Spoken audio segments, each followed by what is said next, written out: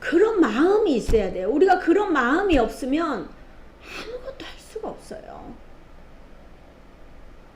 자, 오늘 또 예수님께서 보세요. 지난주에 예수님께서 물로 포도주를 만들 때 아직 때가 이르지 않았다고 했음에도 불구하고 차고 넘치는 은혜로 이 잔치집을 채우셨어요. 사실 잔치집에 신랑한테 우리가 잔치집에는 이 신랑한테 그 좋은 소리를 해야 되니까 이게 신랑을 불러갖고 연회장이 그러는 거야. 이렇게 포도주가 좋은 포도주를 나중까지 놔줬냐고 그러면서 이야기를 하는 거예요. 근데 우리가 어떻게 해요? 우리가 예전에 이게 다른 데도 그런 거예요. 처음에 좋은 포도주를 내주고 나중에는 조금 별로 안 좋은 거 취했으니까 그냥 내주고 그러는데 지금까지도 좋은 포도주를 놔뒀다고 하는 거예요. 그건 어떻게 해요? 다른 사람 아무도 몰라. 그냥 인사치레로 하는가 보다 생각했을 거예요. 그런데 그게 아니고 정말 물도온 하인들만 아는 거예요. 그거는 누구도 몰라요. 자, 예수님께서는 잔치집에서는 이렇게 인자하고 온화한 분이시고 정말 너그러운 분이셨는데 오늘 말씀에서는 무서울 정도로 책망을 하는 일이 일어납니다. 오늘은 또 예수님께서 어떤 말씀을 우리에게 하시는지 살펴보겠습니다. 자, 13절 보면요. 유대인의 유월절이 가까운지라 예수께서 예루살렘으로 올라가셨더니 아멘. 자, 6월절이 가까웠어요. 6월절은 어떤 날이냐면요. 6월절은 이스라엘 민족이 오랜 세월 동안 노예 생활을 했던 그 애굽에서 나올 때 일이에요. 근데 그때 하나님께서 10번째 재앙인 장자를 치실 때 다 칠 수 있잖아요. 근데 어린 양의 피를 이렇게 문설주에 발라놓은 그 집만 이렇게 그냥 넘어간 거예요. 장자를 죽이지 않고 넘어간 그 일을 기념하기 위해서 이거를 6월절이라고 했어요. 근데 히브리인들의 그 민족의 해방일이라고 할 수 있죠.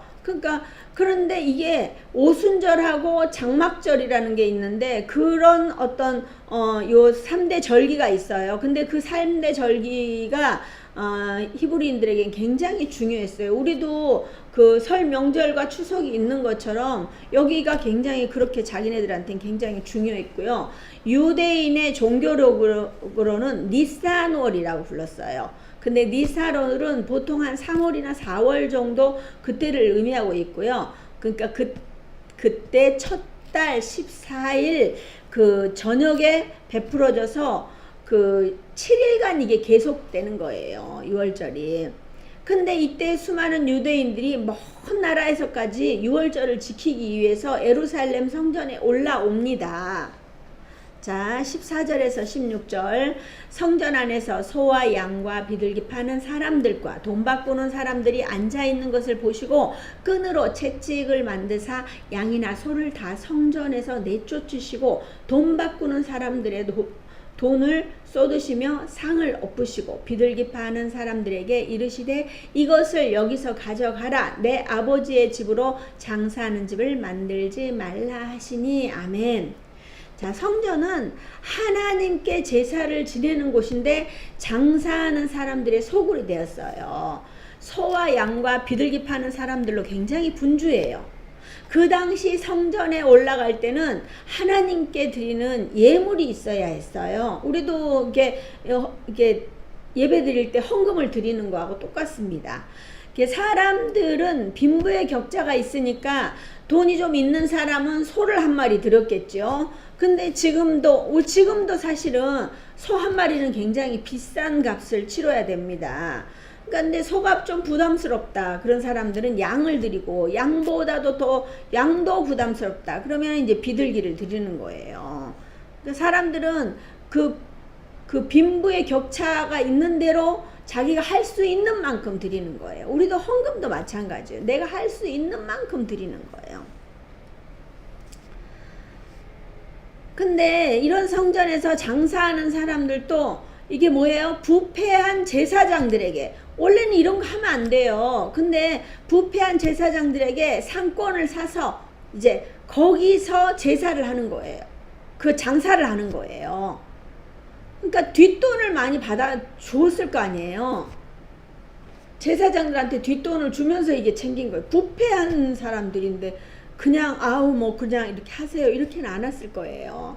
그러니까 이 부패한 제사장들에게 뒷돈을 줬기 때문에 자기네들이 이익을 챙기기 위해서는 어떻게 해요? 이 제사 드리러 오는 사람들에게 돈을 몽땅 받아야 되는 거예요.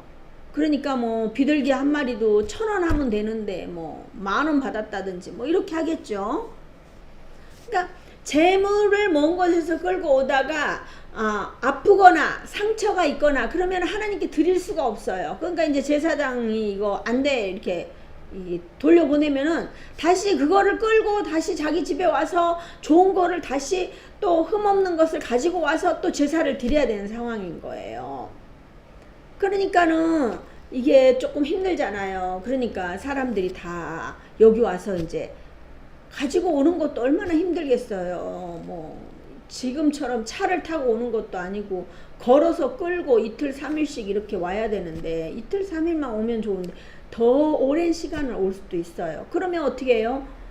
이게 지치고 그럴 수 있잖아요. 그러다 보면 이렇게 지저분하고 이렇게 되면 할 수가 없는 거예요. 자, 성전과 가까운, 처음에는 이렇게 성전에서 파는 거를 하지 않았어요. 성전과 가까운 곳에서 했단 말이에요. 근데 갈수록 이제 성전과 가까운 데서 하다가 이제 성전 안까지 들어온 거죠. 우리 삶의 죄도 마찬가지예요. 이 정도는 지어도 된다 이렇게 생각할 수 있잖아요. 근데 거기에서 약간만 벗어나도 우리가 처음에는 약간인데 조금은 조금 이렇게 벌어지면 어마무시하게 벌어져서 이게 전혀 다른 게 나올 수밖에 없는 거예요.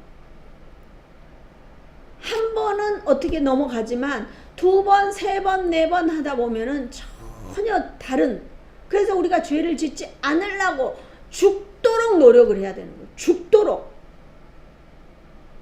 우리가 죽도록 무슨 교회 다니려고 내가 꼭 이렇게 죽도록까지 해야 돼.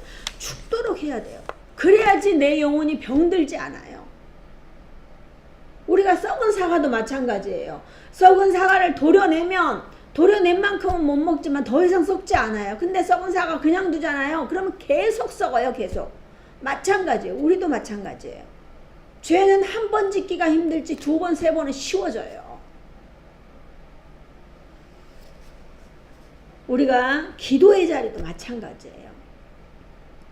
우리가 일주일 동안 기도를 쉬었잖아요. 공식적으로는 쉬었는데 어떻게 해요? 갈급함이 있다. 그러면 정말 이분은 잘 가고 있는 거예요. 근데 갈급함이 없다. 아이고 이것이 좋사오니 기도 안 해도 괜찮네 이런 것 같으면 여러분들은 벌써 변질됐어요. 썩고 있는 거예요. 사과가 썩는 것처럼 썩고 있는 거예요. 그러니까 다시 썩지 않기 위해서 기도의 자리에 나와야 합니다. 자, 거룩해야 할 성전이 얼마나 시끄럽고 또 구역질 나올 정도로 힘이 들겠어요. 그러니 예수님께서는 끈으로 채찍을 만들어서 양이나 소를 다 성전에서 내쫓았어요. 돈 바꾸는 사람들의 돈을 막 다 쏟아버린 거예요. 정말 난리가 났을 거잖아요. 근데 이게 보세요. 구약에서는 이 채찍이 하나님의 심판을 의미했어요. 이는 신성모독에 해당되는 상황입니다.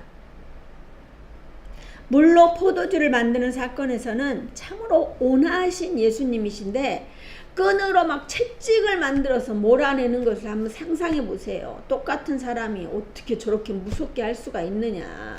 근데 얼마나 화가 나면 이러겠어요. 우리가 화를 낼 때는 내야 돼요. 불의한 것과는 절대 맞서지 말아야 합니다. 우리가 타협하지 말아야 돼요. 불의한 것과 1번 타협하고 2번 타협하고 이러면 정말 나중엔 돌이킬 수가 없어요. 소와 양은 채찍으로 내쫓았지만 비둘기는 새장에 갇혀 있었을 것이기 때문에 쫓아낼 수가 없으니 그냥 가져가라고 했어요. 예수님께서는 내 아버지의 집으로 장사하는 집을 만들지 말라고 합니다. 하나님의 교회는 절대 장사하는 곳이 아닙니다.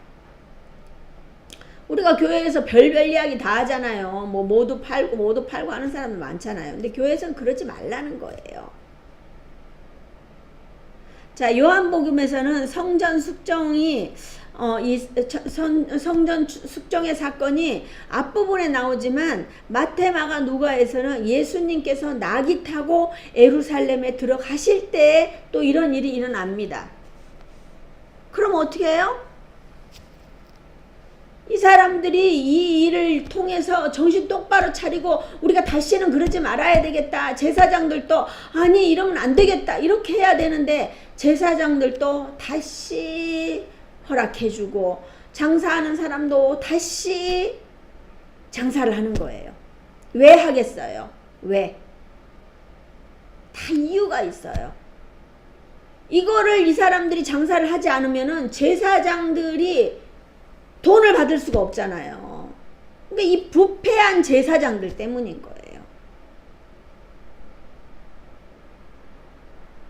그러니까 우리 교회도 마찬가지예요. 우리 교회가 어렵잖아요. 그러면 제가 자꾸 교회 돈을 쓰고 싶은 생각이 들 수가 있어요. 근데 어떻게 해요? 제가 어렵지 않아야 돼요. 저는 제가 처음에는 이게 자비량 사역을 하고 싶었어요. 근데 자비량을 해보니까는 이것도 저것도 안 되는 거예요. 그래서 여기에 집중을 하다 보니까 또 금방 되는 것도 아니고 참 아이러니해요. 근데 하나님의 길은 우리가 결론 내릴 수 없는 게 있더라고요. 끝까지 가보는 사람만 승리하는 거예요. 저 만나면 다들 그래요. 개척교회 힘들지 않냐고.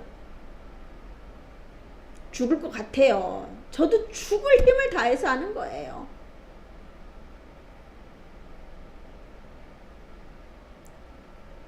왜요? 제 일 같으면 안 해요. 세상에는 하고 해야 될 일이 많아요. 이거 아니면 다른 거 하면 돼요. 이거 아니면 또 다른 거 하면 돼요. 근데 이거는 뭐냐면요. 주님의 일이에요. 주님의 일인데요. 제가 목숨 걸고 이 일을 하겠다고 서원을 했기 때문에 저는 이 일을 합니다. 자, 보세요. 이 일이 한 번으로 끝냈으면 얼마나 좋겠어요. 근데 마태복음 21장 12절에 보면은 예수께서 성전에 들어가사 성전 안에서 매매하는 모든 사람들을 내쫓으시며 돈 바꾸는 사람들의 상과 비둘기 파는 사람들의 의자를 둘러 엎으시고, 자, 또 이거는 다른 표현이겠지 생각할 수 있는데 어떻게 해요? 마가복음 11장 15절에 보면 그들이 예루살렘으로 들어가니라. 예수께서 성전에 들어가사 성전 안에서 매매하는 자들을 내쫓으시며 돈 바꾸는 자들의 상과 비둘기 파는 자들의 의자를 둘러 엎으시며. 아멘. 어떻게 해요? 요한복음에서 하는 거하고는 좀 다르지요? 요한복음에서는 어떻게 해요? 비둘기 파는 자들에게 비둘기를 가지고 나가라 그랬잖아요. 근데 여기는 의자까지 둘러 엎으시는 거예요. 존말로 할 때 안 듣는 거예요, 이 사람들이. 그러니까 막 의자를 둘러 엎으시는 거예요. 다르지요? 그러니까 마태복음과 마가복음은 같은 말을 하고 있는데도 이게 어떻게 해요? 지금 있는 이 성전 숙정 사건과는 다른 거예요. 어떤 목사님들이 같은 거라고 이야기를 하는데 다른 일입니다. 두 번 일어나는 거예요.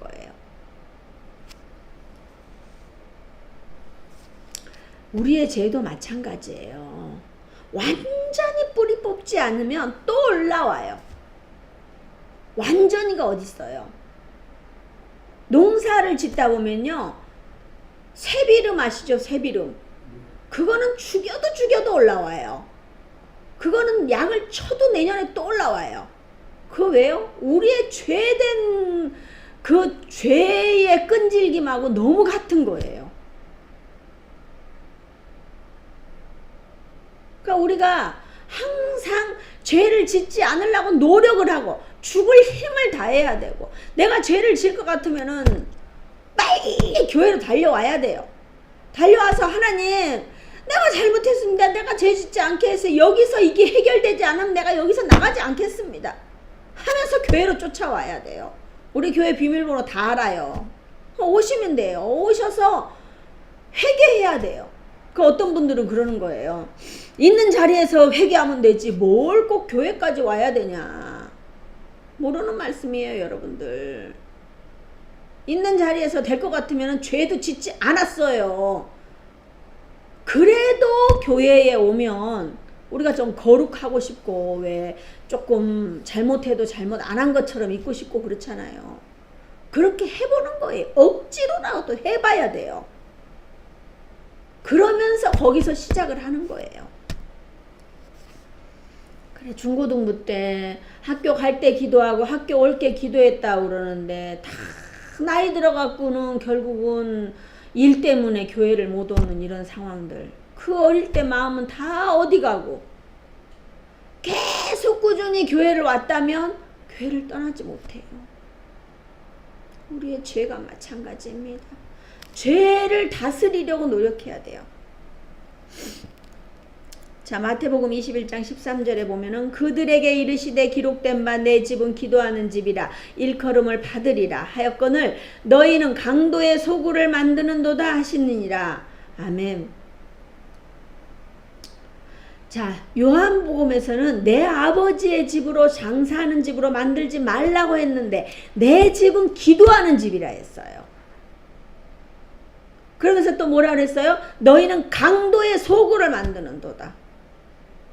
얼마나 화가 나면 그냥 이게 사람들이잖아요. 사람들한테 완전히 강도라고 한 거예요. 그러니까 강도 짓을 한 게 아니었잖아요. 근데도 강도라고 표현했어요. 우리는 우리가 해석하는 방법과 하나님이 해석하는 방법이에요. 방법이 달라요. 성경 곳곳에 보면은 그런 말씀들이 너무너무 많아요. 우리는 하나님만 바라봐야 합니다. 하나님만 바라보기 위해서는 나의 그 어떠함을 내려놔야 돼요. 나 이런 사람인데 나 이대로 써주세요. 우리가 그릇도 마찬가지예요. 지저분한 그릇은 깨끗하게 하고요. 진짜 깨끗하게 씻고 정말 이렇게 뜨거운 물에 튀겨내고 안 되면 그래도 번쩍번쩍 이게 안 되잖아요. 그러면은 베이킹 소다에다가 막 묻혀갖고 막 이렇게 뜨거운 물에 튀겨내고 이러면 어떻게 해요? 그릇도 반짝반짝해져요. 쓸모없는 그릇도 그렇게 된다고요. 근데 하물며 인간이 하물며 만물의 영장인 인간이 하나님의 형상을 닮은 우리가 깨끗해지려고 노력을 해야 돼요. 가만히 있는데 그러기시 나 깨끗하다 깨끗하다 한다고 깨끗해져요? 마찬가지입니다. 우리도 마찬가지예요. 하나님의 뜻대로 살라고 발버둥을 쳐야 돼요. 자, 보세요. 17절에 제자들이 성경 말씀에 주의 전을 사모하는 열심히 나를 삼키리라 한 것을 기억하더라. 자, 하나님의 뜻대로 살라고 우리는 이렇게 발버둥을 쳐야 돼요. 우리는 말씀에서 항상 오실 예수님과 오신 예수님을 찾듯이 말씀을 통하여서 우리에게 가르치려는 그 교훈을 제대로 알고 이 말씀대로 따라가는 은혜가 있어야 합니다. 자, 시편 69편 9절에 보면은 주의 집을 위하는 열성이 나를 삼키고 주를 비방하는 비방이 내게 미쳤나이다. 신약에서는 신약에서 예수님은 구약에서 하신 말씀을 그대로 계속 반복을 하셔요. 왜냐하면 성취한 거를 계속 확인시켜 주는 거예요. 성경은 한 사람이 적은 것이 아니에요. 여러 사람이 적었지만 이 성경은 하나님의 감동으로 적혔기 때문에 어떻게 해요? 그 많은 세월을 흘러오면서도 어떻게 해요? 끊임없이 하나님께서 우리에게 말씀하시는 그 말씀이 연결이 된다는 거예요.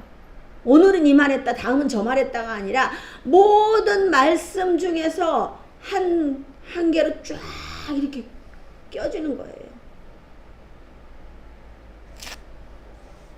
요한복음 1장 1절에서 태초에 말씀이 계시니라. 이 말씀이 하나님과 함께 계셨으니 이 말씀은 곧 하나님이시니라. 아멘. 말씀이 하나님이셔요. 우리는 하나님 어디 계셔요? 하나님 내한테 좀 나와보세요. 내가 나와보면 하나님 내가 좀 믿고 그럴 건데 하나님 도대체 어디 계신 거예요? 따지지 마세요. 이 말씀이 하나님이시라고 그랬잖아요. 말씀이. 그 말씀을, 하나님을 만나고 싶으면 말씀을 보셔야 돼요. 우리는 이 말씀을 하나님께서 직접 하시는 말씀으로 들어야 돼요. 여러분들한테 있잖아요. 대통령님이 전화해갖고 뭐 어쩌고 이러면 예 이럴 거 아니에요. 우리가 지금 대통령님 막 욕하고 막 이게 삿대질하고 그러는데요. 직접 여러분한테 전화해보세요. 그러면은 막 예 이럴 거예요. 거기다 내가 누가 욕할 사람이 어디 있어요. 욕 못해요. 혼자한테 직접 이야기하면. 그러니까 우리가 정말 지금 상황이 대통령님이 너무 힘든 상황이어서 뭐 어떻게 말을 하기도 참 그렇지만 우리가 하나님께서 말씀하시면 정말 우리가 이 말씀이다. 내 생각을 예수님 하나님께서 이 성경에 팥으로 메주를 쓴다 해도 믿어야 돼요. 우리는 메주를 팥으로 쓰지 않아요. 그런데도 믿어야 된다는 거예요. 이 성경에 있는 대로 믿어야 되는 거예요. 그렇게 말씀을 듣는 훈련을 하셔야 돼요. 자, 18절에 이에 유대인들이 대답하여 예수께 말하기를 내가 이런 일을 행하니 무슨 표적을 우리에게 보이겠느냐. 아멘. 자, 성전에서 그것도 제사장들이 인정한 일들인데 이거를 모두 쓸어버렸으니까 뭔가 할 말은 있어야 되잖아요. 예수님께서 이런 권위가 있느냐고 따져 묻는 거예요. 자, 그러면은 신명기 18장 22절에 보면 만일 선지자가 있어 여호와의 이름으로 말한 일에 증언도 없고 성취함도 없으면 이는 여호와께서 말씀하신 것이 아니요 그 선지자가 제 마음대로 한 말이니 너는 그를 두려워하지 말지니라. 아멘. 자, 이런 말씀은 또 이들이 기억하고 있었어요. 그러니까 이들은 문의는 엄청 믿음이 있는 것처럼 보이는 거예요. 하지만 제대로 알지 못하는 사람들이에요. 우리는 반드시 정확히 알아야 합니다.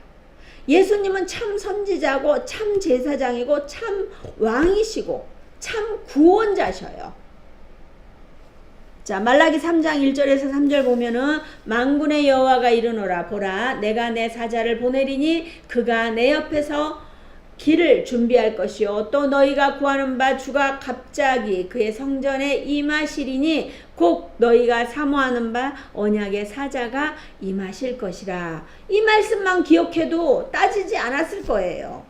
자, 그가 임하실 날에는 2절 그가 임하실 날을 누가 능히 당하며 그가 나타날 때 누가 능히 서리요 그는 금을 연단하는 자의 불과 표백하는 자의 잿물과 같을 것이라. 그가 은을 연단하여 깨끗하게 하는 자 같이 앉아서 레이자손을 깨끗하게 하되 금 은같이 그들을 연단하리니 그들이 공의로운 제물을 나 여호와께 바칠 것이라. 아멘.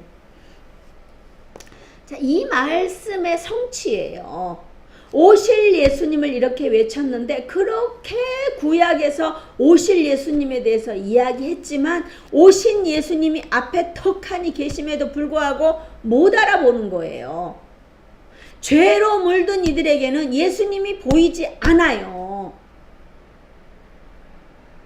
자, 19절 보면 예수께서 대답하여 이르시되 너희가 이 성전을 헐라 내가 사흘 동안에 일으키리라.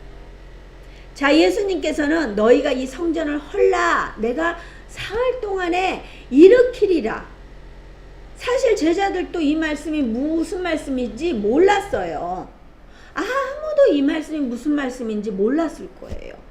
설명해도 이루어지지 않는 일이니까 어떻게 이거를 알겠어요. 그래서 다시 반문하려 했을 거예요.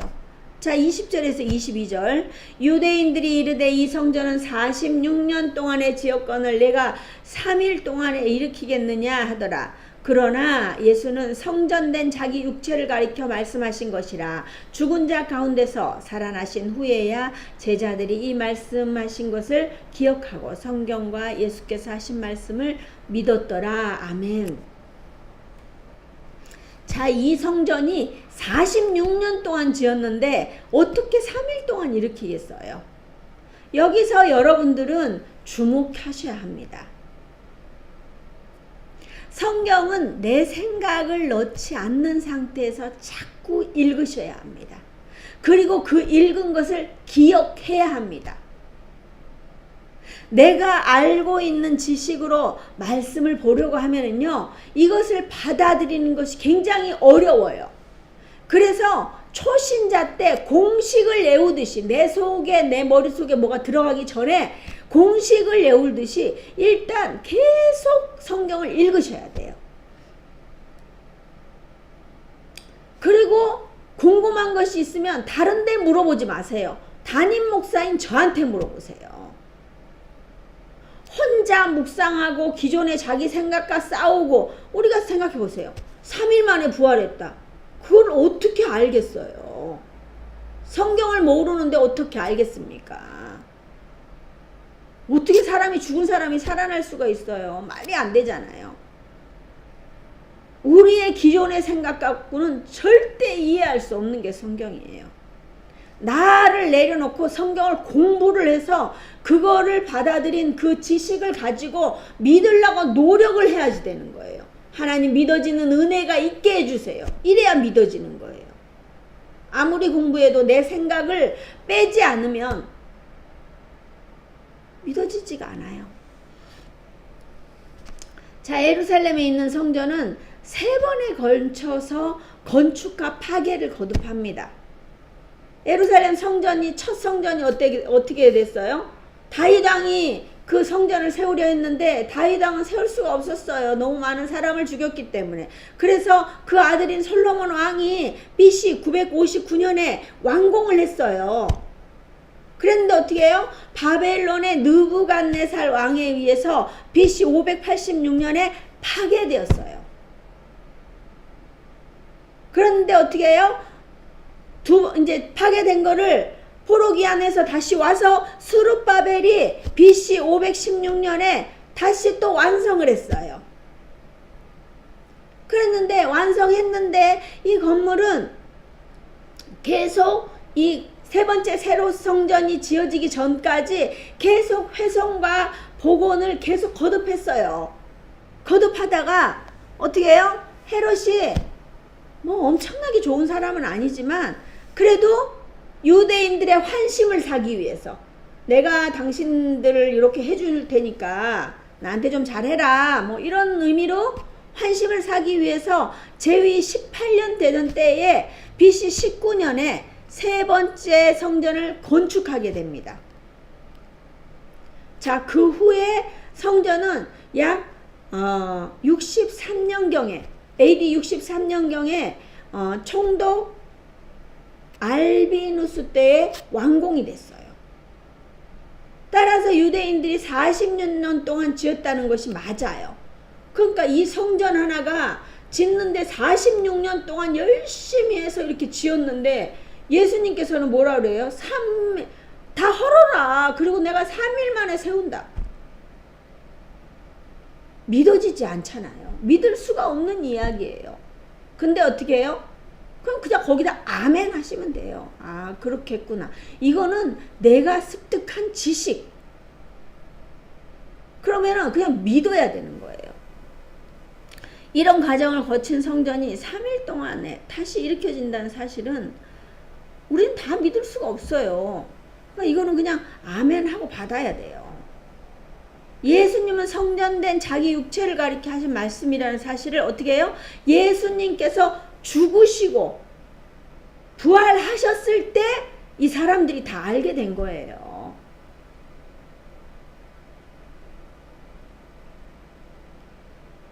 우리는 이 사실들이 항상 그러니까 어떻게 해요? 성경은 무조건 읽어야 돼요. 무조건 봐야 돼요. 우리가 말씀을 묵상하는 것도 마찬가지예요. 뭘 좀 아는 상태에서 묵상을 해야 되는데 모르는 상태에서 묵상을 하잖아요. 그건 몰라요. 그럼 배워야 돼요. 다른 사람들이 어떻게 묵상을 했나 보고 그리고 배워야 돼요. 또 마찬가지예요. 이 말씀을 지금은 믿지만 어떻게 해요? 그 당시에는 우리도 다 믿지 않았을 거예요. 우리는 제대로 성경을 알고 따라가야 됩니다.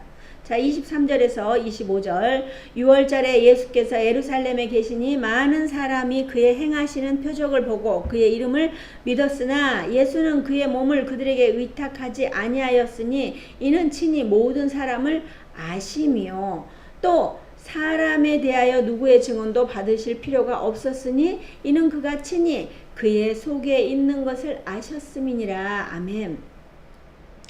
자, 점점 예수님을 믿어가는 사람들이 늘어나고 있어요. 근데 유대 지도자들은 어떻게 하면 예수님을 죽일까 궁리하고 있을 거예요. 이제 궁리하게 돼요, 나중에는. 근데 백성들은 사실 표적을 보고도 믿기는 믿지만 이것이 참 믿음이 아니라는 사실을 예수님이 다 알고 계셔요. 그만큼 이게 예수님을 믿는다는 게 우리도 마찬가지예요. 우리 교회에 다니면서도 믿음이 있는 것처럼 나는 성경을 어디 읽어요, 뭐 해요 이러는데 삶이 그렇게 살지 못하는 사람들이 있다고요. 근데 누가 뭐라고 하기 전에 내가 나이 값을 하고 내가 말씀에 바로 서서 살라고 노력을 해야 되는 거예요. 누구를 보지 말고 하나님과 나와의 일대일 신앙으로.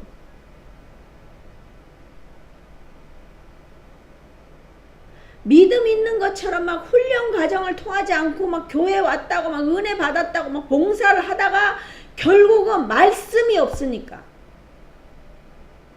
어떤 분이 이번에도 그러더라고요. 명절 때 너무 힘들고 너무 시험이 들었는데 섭섭의 영이 들어와서 너무너무 시험이 들었는데 그거를 발설하지 않고 본인이 기도함으로 이거를 넘었다고 그러는데 정말 일을 넘었잖아요. 그러면은 천국에서 잔치가 벌여져요. 아우 이 사람이 넘었다고 마귀 새끼들한테 이 군림하지 않고 넘었다고.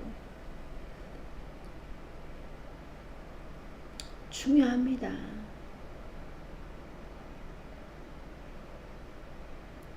제가 전도 폭발을 할 때 훈련 받을 때 너무 힘든 거예요. 시간도 없고 뭐 그때는 너무 잘 나갔어요. 일을 너무 많이 해갖고 너무 잘 나가고 교회 일하기도 바쁘고 그런 상황이었는데 전도 폭발 하는데 도저히 외울 시간도 없고 막 죽을 것 같은 거예요.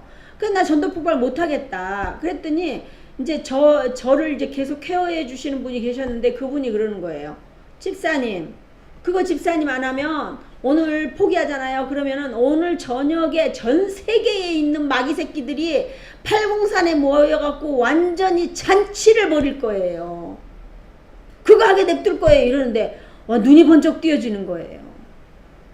내가 못 외워갖고 할 시간이 없더라도 이거 벌금을 내서라도 내 끝까지 가리라. 끝까지 가리라 그랬어요.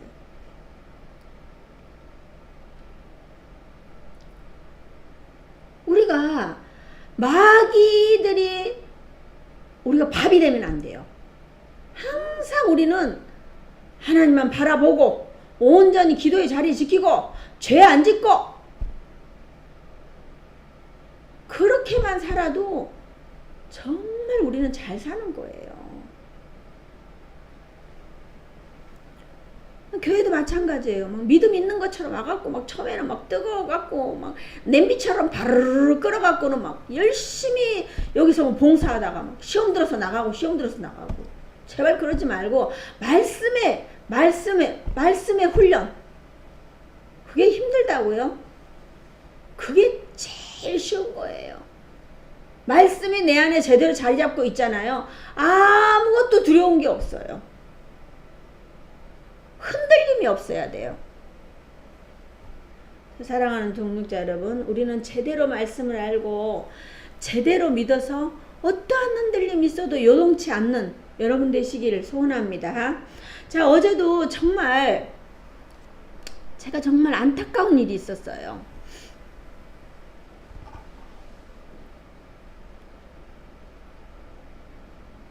어떤 어린 영혼이 있었어요. 교회 다닌 지 얼마 안 됐어요. 근데 그분이 다니는 교회에서 당장 옮기라고 막 이야기를 하는 거예요. 근데 여러분들 진짜 말씀 조심하세요. 그 목사님도 죽도록 사역하시는 분인데 뭐 당장 옮기라고 그렇게 하면 어떡하겠어요. 알아보지도 않고. 뭐 2단이라 하면 2단 3단이라 하면 할 수 없지만 그거 아닌 동안에는 절대 그렇게 말씀하시면 안 돼요. 우리가 어떻게 해요? 큰 교회에 가서 지금 그 나이에 가서 큰 교회 가서 손님처럼 들랑날랑 하다가 천국 가서 상급 없는 거 하고, 작은 교회에서 예배만 드렸어요. 자리만 지켰는데도 그게 상급인 거예요.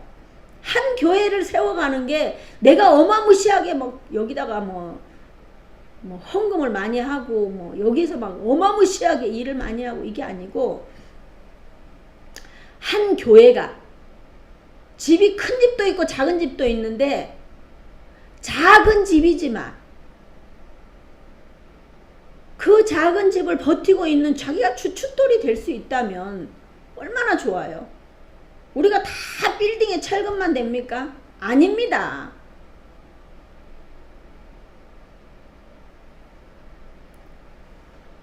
사랑하는 동역자 여러분, 자, 예수님은 그의 몸을 의탁하지 않아요. 왜요? 이들의 믿음을 친히 아시기 때문이에요. 예수님께서는 사람에 대해서도 누구의 증언도 받으실 필요가 없어요. 왜요? 친히 그 사람의 속을 다 아시기 때문이에요. 사랑하는 동역자 여러분, 정말 우리는 친히 우리의 마음을 아시는 주님 한 분만 바라보십시오. 여러분들 있잖아요. 아유 뭐 대도 않은 교회 그거 그 교회가 그런 말씀 하지 마세요. 제게도 별날이 있을 겁니다. 하나님께서 분명히 세우셨어요. 저도 기도연의 양털 시험 하듯이요, 신사행복한교회를 세워가면서 얼마나 많은 시간을 눈물로 기도했는지 모릅니다. 저는 2025년도를 기대합니다. 여러분의 인생에도 쨍하고 볕들 날이 있을 겁니다. 신사행복한교회도 마찬가지입니다. 쨍하고 볕들 날이 옵니다. 사랑하는 동역자 여러분, 우리가 주님을 믿으신다면, 지금 하고 계시는 그 길을 묵묵히 하시면 언젠가는 주님께서 귀하고 거룩한 길로 인도하여 주시고, 또한 하늘 상급이 어마무시할 것을 주님의 이름으로 축복합니다. 아멘. 자, 우리가 말씀을 보면